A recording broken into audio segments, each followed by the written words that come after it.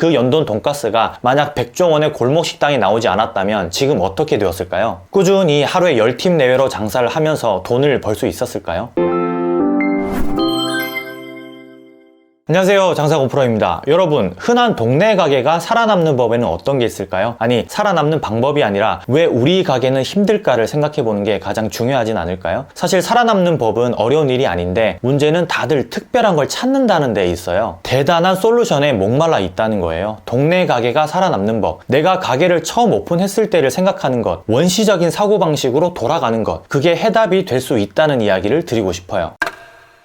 얼마 전도 아니죠. 3, 4일쯤 됐을 거예요. 장문의 메시지로 카톡이 왔어요. 네, 그 흔한 동네 가게를 운영하고 있는 어느 한 사장님이셨어요. 이미 5년 동안 가게를 운영하셨고 가면 갈수록 매출이 줄어들어서 고민이 깊다는 그런 메시지였죠. 정말 흔한 이야기죠. 가면 갈수록 매출이 높아지는 사람보다는 그 반대의 경우가 더 많으니까요. 특히나 저한테 이렇게 어려움을 호소하시는 분들은 대부분이 다 똑같은 상황을 겪고 있어요. 헌데 전 경기가 안 좋아서 그렇다는 말은 절대 못해요. 설령 진짜 경기가 안 좋아서 매출이 떨어진다고 해도 말이에요. 왜냐하면 그럼 그 사장님의 심리 상태라든지 가게의 문제점, 그리고 앞으로 해볼 수 있는 것들은 단 하나도 알 수 없기 때문에 그래요. 제가 만약 경기가 좋지 않아서 손님이 없으니까 뭐 어쩔 수 없습니다 라고 해버린다면 그 사장님의 마음은 어떨까요? 그냥 포기하고 말겠죠. 경기를 그분이 부양시킬 수는 없는 문제이니까요. 그런데 많은 분들과 상담을 해보면 이미 결론을 내리고 대화하시는 모습을 주로 많이 겪어요. 그러니까 경기가 좋지 않아서, 상권이 나빠서, 우리 식당 음식이 맛이 없어서, 경쟁업체 때문에, 또 마케팅을 하지 않아서 등등 이미 결론이 다 나와 있다는 거죠. 그리고 솔루션을 원하세요. 이 방법론을 찾는다는 거죠. 획기적인 이벤트, 기발한 마케팅, 당장에 매출을 올릴 수 있는 대단한 방법을요. 그런데 3일 전에 메시지를 준 이분은 조금 달랐어요. 다짜고짜 본인 가게의 음식 사진을 보내주기도 했는데 전 깜짝 놀랄 수밖에 없었죠. 자, 일단 여러분에게 이 몇 장의 사진을 제가 보여드릴게요.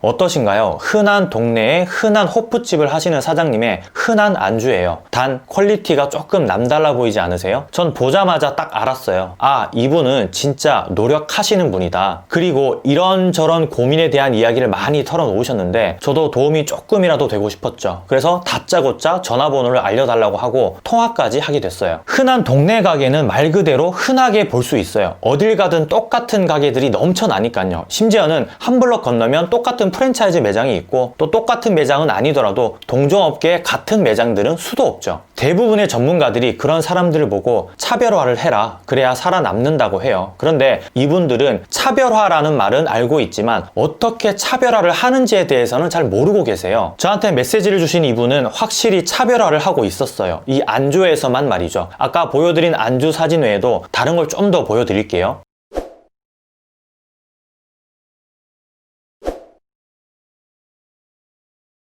자, 어떠세요? 흔한 동네에서 볼 수 있는 안주 퀄리티인가요? 물론 제가 맛을 보지 못했어요. 다만 이 안주들이 정말 맛대가리만 없다면 아마 이 동네에서는 제일 가는 그런 안주가 아닐까 하는 생각이 들어요. 이미 식당을 오래 운영하셨거나 아니면 서울 강남에 수요 미식회도 나오고 고급 손님들만 받는 그런 셰프님들이 볼 때에는 콧방귀가 나오는 사진들일 수는 있어요. 그런데 전 전혀 그렇게 보여지지 않았어요. 분명 강점이 있다고 파악을 한 거죠. 이 동네 안주로서는 말이죠. 무슨 문제가 있었을까요? 네, 맞아요. 바로 마케팅. 마케팅이 전혀 없었어요. 그 흔한 현수막도 한번 해보지 않은, 이제는 몇천 원이면 올라가는 블로그 마케팅 역시 5년 동안 단 한 번도 해보지 않은 그런 가게였어요. 게다가 성격이라고도 말씀하셨는데 모든 안주는 수제, 그리고 퀄리티가 낮아지는 건 본인이 용납을 못하기 때문에 대부분의 안주 코스트가 굉장히 높았어요. 최근 화제가 된 연돈 돈가스, 얼마 전에 제주도로 이사도 가고 이런저런 일들도 또 인터넷에 도배가 되었죠. 그 연돈 돈가스가 만약 백종원의 골목 식당이 나오지 않았다면 지금 어떻게 되었을까요? 꾸준히 하루에 10팀 내외로 장사를 하면서 돈을 벌 수 있었을까요? 아니요, 전 부정적이에요. 단골들에게만 제대로 된 돈가스를 대접하는 가게로만 그렇게 남아 있었겠죠. 아니, 혹시 모르죠. 가게 운영이 녹록치 않아서 폐업을 했을지도요. 그런데 방송의 힘으로 많은 사람들이 찾아서 지금은 먹고 싶어도 못 먹는 돈가스가 되었어요. 그리고 하루에 35팀만을 받으면서 그 퀄리티는 유지하려고 부단히 노력했고요. 그래서 방송 이후 1년간의 장사에도 돈을 그리 많이 벌지는 못했지만 앞으로는 어떨까요? 이 깊은 내공과 마케팅, 그리고 원가 코스트, 판매가 조절로 분명히 수익이 많이 생길 거예요. 당연히 또 그렇게 돈을 버셔야 하는 분도 맞고요. 제가 메시지를 보낸 이분하고 통화를 하면서 연돈의 사장님 생각이 참 많이 났어요. 제대로 장사를 하고는 계신데 마케팅이 되지 않아서 먹어본 사람들은 분명히 만족하는데 손님이 늘지 않는 거죠. 그래서 무슨 대단한 솔루션에 대해서 서로 이야기를 한 게 아니라 아주 작은 부분, 작은 가게를 위한 마케팅, 작은 가게를 위한 원가 조절, 흔한 동네 가게에 꼭 필요한 판매가 조절 등에 대해서 이야기를 나눴어요. 사장님에게 필요한 매출 장부나 손익 계산서도 드렸고요. 보통 본인이 어떻게 가게를 운영하고 있는지 대부분의 사장님들은 파악을 잘 못하고 계세요. 내 가게가 어느 부분이 약하고 또 어느 부분이 강점인지를 스스로 파악을 잘 못하고 있다는 거예요. 그래서 그걸 데이터화해서 꼭 알아봐야 돼요. 매출 장부나 손익 계산서가 그 대표적인 도구이고요. 이분 역시 꼼꼼한 파악은 못하고 있었어요. 특히나 마케팅에 문제가 있었지만 너무 안주에 대한 퀄리티 고집이 세다 보니까 이 원팩은 단 1도 사용하지 않았고요. 그 흔하디 흔한 모노마트나 A프라이스 제품도 어제 처음으로 사보셨다고 했어요. 매장 앞에 현수막도 새로 걸고 안주 판매가도 조금 높이고 양도 줄일 건 줄이고 뭐 크몽, 타링, 숨고에 들어가서 블로그 마케팅이 뭔지 가격은 얼마나 하는지에 대해서도 이제 알아보시겠죠. 5년 동안 단골 장사만 하셨다고 했는데 아마 5년 동안 손님들의 DB를 모았다면 적어도 3,000명 이상은 확보를 하셨을 거예요. 그래서 지금이라도 고객관리 프로그램도 도입을 생각하고 계시고요. 이 목표도 새로 생겼죠. 동네 1등 술집으로 거듭난다는 목표를요.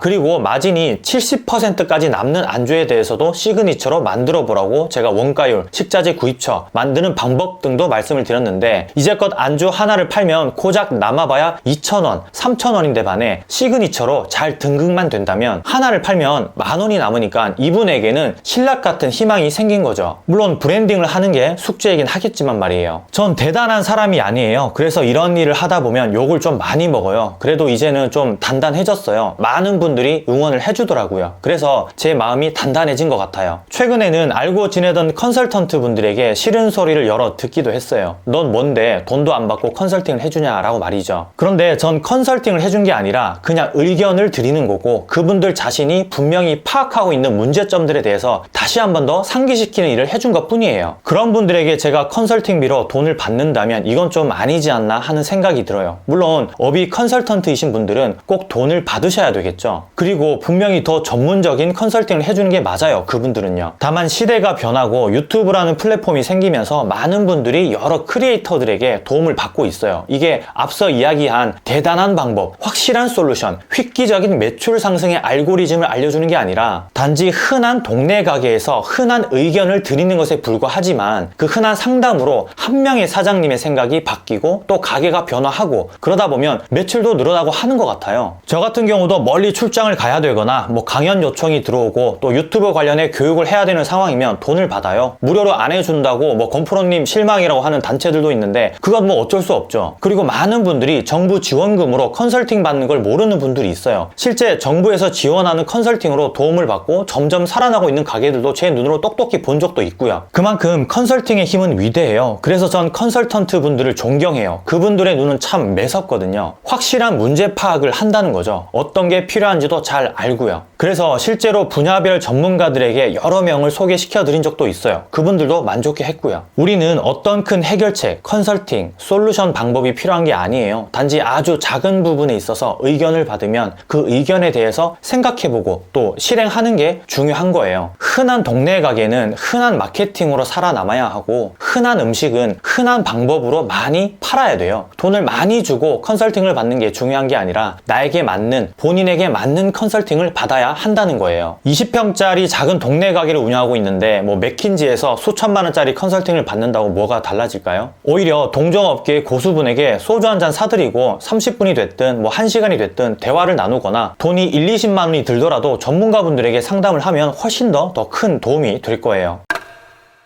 흔한 동네 가게가 살아남는 법, 어떠한 확실한 솔루션을 찾기보다 내 가게를 먼저 파악하고 강점은 더 강하게, 약점은 조금씩만 보완해 나간다면 충분하다고 봐요. 그러기 위해선 내 가게를 파악하기 위해선 주위 많은 분들과 대화를 꼭 나눠보고 자문을 구해야 되고요. 내가 가게를 처음 오픈했을 때를 생각하고 원시적인 사고방식으로 돌아가는 것, 그게 해답이 될 수 있다는 사실을 명심하셨으면 좋겠어요. 오늘도 힘내시길 바라면서 전 이만 들어갈게요. 건프로였습니다. 감사합니다, 여러분.